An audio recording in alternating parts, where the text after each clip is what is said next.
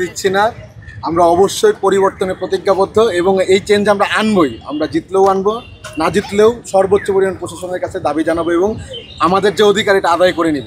ইনি হচ্ছেন আপনাদের আন্তর্জাতিক বিষয়ক সম্পাদক, হচ্ছেন বিজ্ঞান বিষয়ক সম্পাদক, হচ্ছে সদস্য রঞ্জন রায়, আর মেঘনা হচ্ছে আমি হচ্ছে তানভীর আহমেদ নায়ক। আমি হচ্ছি এজিএস পদে নির্বাচন করছি। আমি আন্তর্জাতিক দোয়া রাখবেন আমাদের জন্য এবং যোগ্য প্রার্থীকে ভোট দিবেন। দোয়া সকলের জন্য।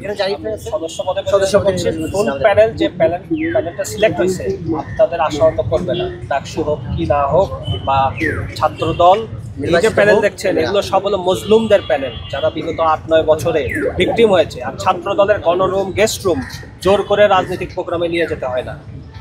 আমরা পরিবর্তন করেছি ছাত্র রাজনীতি এবং সামনেও পরিবর্তন করে দেখাবো ইনশাআল্লাহ। আর আমাদের যদি অল অটোমেশনটা হয় তাহলে হচ্ছে কোনো স্টুডেন্টকে আর সিটের জন্য হচ্ছে কারো কাছে যেতে হবে না এবং কাউকে মিছিল মিটিংয়ে নিয়ে যাওয়ার তো প্রশ্নই আসে না।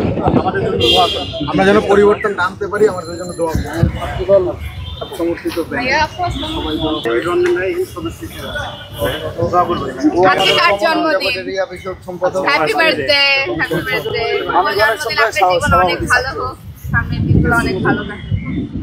আমি এহসানুল ইসলাম, আমি বিজ্ঞান ও প্রযুক্তি বিষয়ক সম্পাদক। আমার জন্য দোয়া করবেন।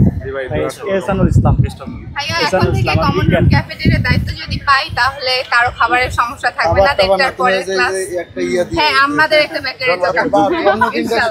সুন্দরভাবে ফুল প্যাকেজ আকারে হয় ইনশাআল্লাহ।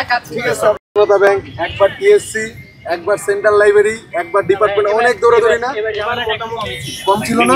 সামনে যেন একেবারে না থাকে, এইটা হচ্ছে আমাদের প্রতিশ্রুতি এবং আমরা প্রতিজ্ঞাবদ্ধ। তোমাদের এই যে সমস্যা, এই সমস্যা আমরা সমাধান করবো। আমরা অনলাইন কেন্দ্রিক করার চেষ্টা করবো পুরো। আমি বিজ্ঞান ও প্রযুক্তি বিষয়ক সম্পাদক।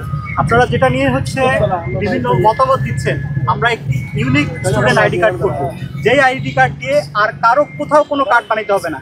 এই কার্ড দিয়ে আপনারা লাইব্রেরিতে যেতে পারবেন, আপনারা জিমনেশিয়ামে যেতে পারবেন, আপনারা সুইমিং পুলে যেতে পারবেন। আপনাদের হলের মধ্যে হইতেছে প্রবেশাধিকারের জন্য আপনাদের বহিরাগত যে সমস্যাটা, এটাও সমাধান হয়ে যাবে।